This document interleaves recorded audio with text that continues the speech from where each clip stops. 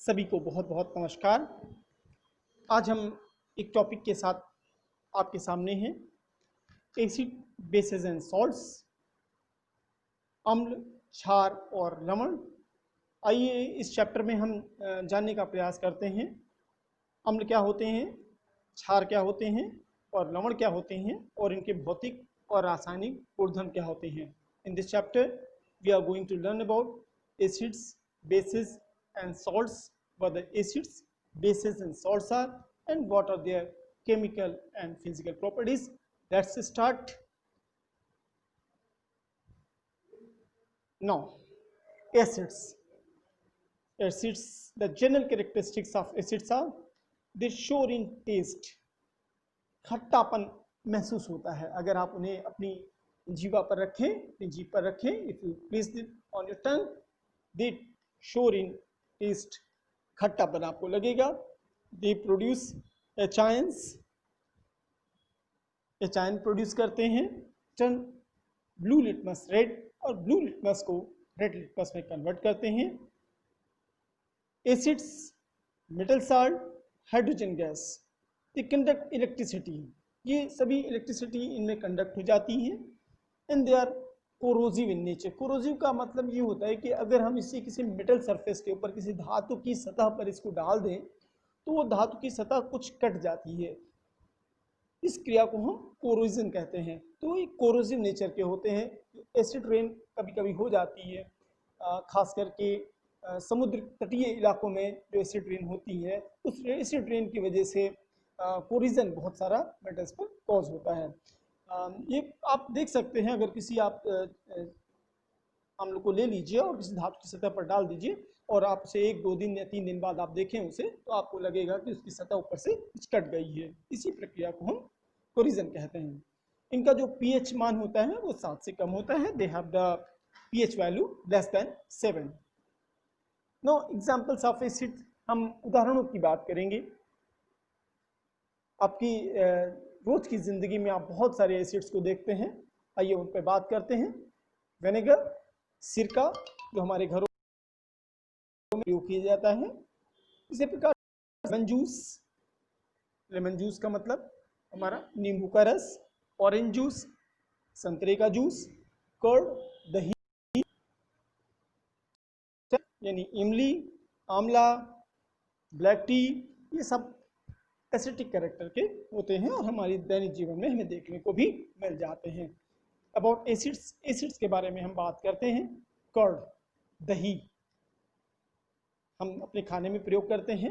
Lemon juice, नींबू का रस, ऑरेंज जूस यानी संतरे का रस, एंड विनेगर, और विनेगर मतलब सिरका। इन सभी में एक कॉमन कैरेक्टरिस्टिक ये है, एक सभी में एक उभयनिष्ठ लक्षण ये है कि सभी के सभी श्योर टेस्ट के होते हैं, सभी के सभी खट्टे स्वाद के होते हैं।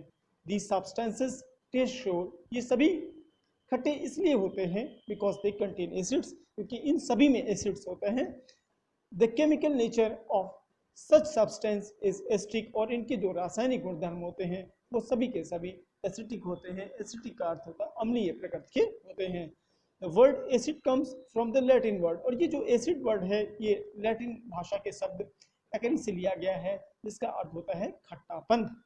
Acid in these substances are natural acids, और इन सभी सब्सटेंसेस के अंदर जो एसिड होता है वो नेचुरल एसिड होता है।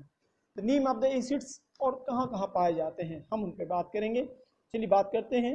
हाइड्रोक्लोरिक एसिड, ये हमारा जो स्टमक एसिड भी कहलाता है, ये पाचन क्रिया में सहायता करता है। इसके बाद सल्फ्यूरिक एसिड, ये कार की बैटरीज में जो हम प्रयोग करते हैं। सल्फ्यूरिक एसिड, नाइट्रिक एसिड, इसका प्रयोग एक्सप्लोजन्स बनाने के, एक्सप्लोजिव आइटम्स बनाने के लिए किया जाता है। एसिटिक एसिड, ये हमारे घरों में, सभी के घरों में होता है सिरका के रूप में। कार्बोनिक एसिड, ये सोडा के फॉर्म में होता है। फॉस्फोरिक एसिड, इसे फ्लेवरिंग कॉमन एसिड्स होते हैं। ये फॉर्मिक एसिड, ये स्पेशल टाइप ऑफ एंट होती है, चींटी होती है, जिसे हम फॉर्मिका एंट कहते हैं, और जो इसकी स्टिंग होती है उसमें फॉर्मिक एसिड पाया जाता है। इसी प्रकार से citric acid, citric acid lemons में पाया जाता है। लेमन्स का मतलब नींबू के अंदर पाया जाता है, ऑरेंजेस मतलब संतरों के अंदर पाया जाता है। इसी प्रकार से लैक्टिक एसिड हमारे दही में पाया जाता है। हम बात करेंगे बेसिस की, क्या उनके भौतिक गुणधर्म हैं। बेसिस बिटर इन टेस्ट, ये कसैले स्वाद के होते हैं। सोपी इन टच, छुएगा तो स्लिपरी होंगे। Water soluble bases are called alkalis, जो पानी में घुलनशील बेस होते हैं, क्षार होते हैं, उनको हम एल्कलाइज कहते हैं। ध्यान रखने ये बात है, ऑल एल्कलाइज आर बेसिस, सभी एल्कलाइज बेसिस होते हैं, लेकिन ये जरूरी नहीं है कि सभी बेसिस एल्कलाइज हों। टर्न रेड लिटमस ब्लू, और रेड लिटमस को ब्लू कर देते हैं, और इनका पीएच मान 7 से अधिक होता है। तो हमारे दैनिक जीवन में इनके क्या उदाहरण हैं? डिटर्जेंट, जो हम कपड़ा धोने के लिए प्रयोग करते हैं। बेकिंग सोडा, बेकिंग सोडा का हम प्रयोग विभिन्न प्रकार के, जैसे घर में भटूरा बनाना है या ब्रेड बनानी है, केक बनानी है, तो वहाँ पे हम इसका प्रयोग करते हैं। ड्रेन क्लीनर में एंटासिड्स वो दवाएं होती हैं जो हमारे पेट में अगर एसिड बन रहा है तो उनको न्यूट्रलाइज करने के लिए प्रयोग की जाती हैं। किसी को खट्टी डकार आ रही है, अपच हो गई है, तो जो दवाएं दी जाती हैं वो एंटासिड्स होती हैं। अमोनिया सोप्स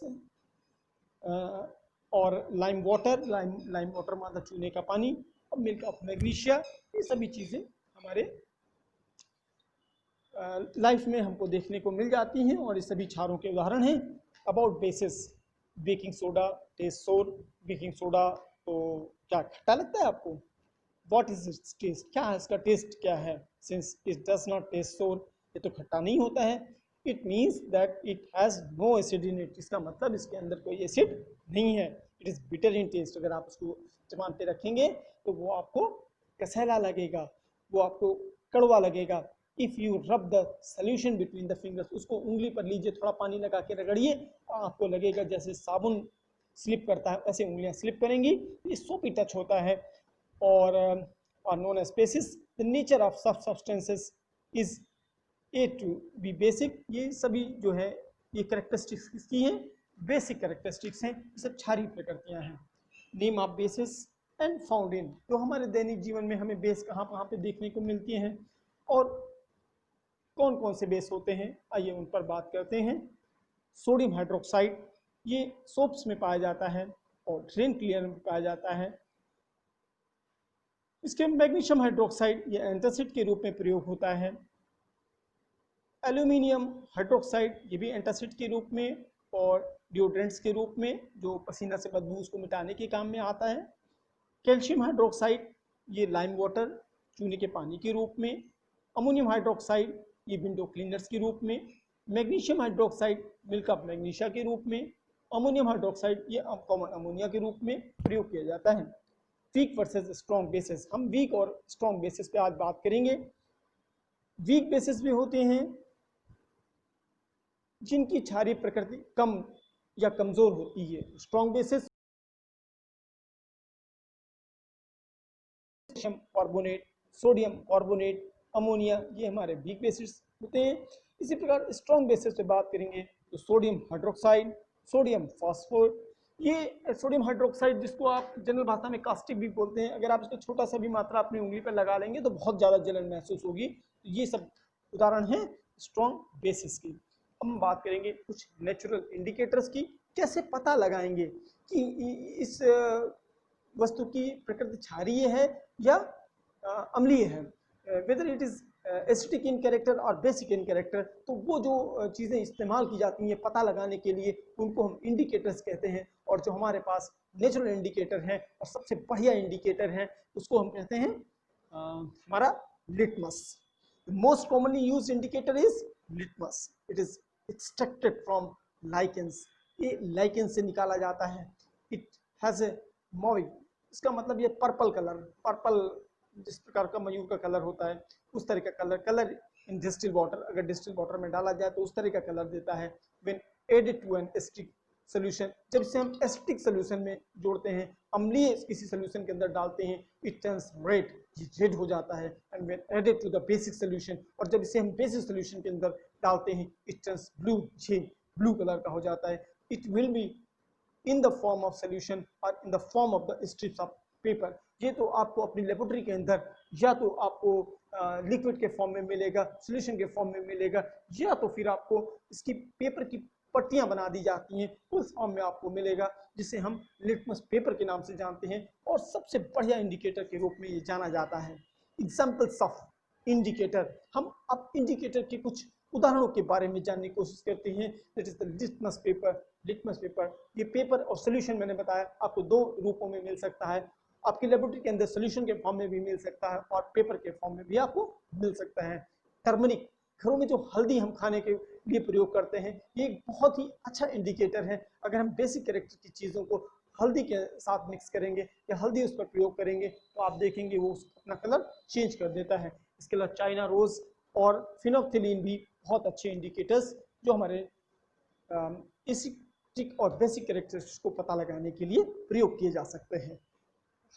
एक प्रक्रिया होती है न्यूट्रलाइजेशन, जिसे हम उदासीनीकरण की प्रक्रिया कहते हैं। When an acidic solution is mixed to a basic solution,